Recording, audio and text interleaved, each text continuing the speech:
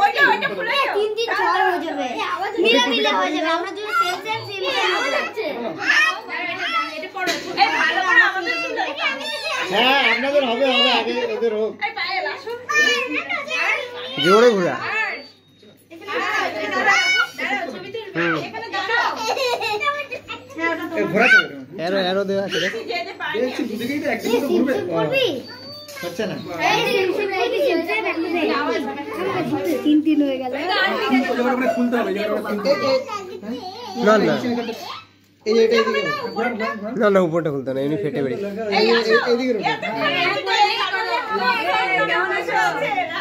আপনি ঘুরান না এ বাবা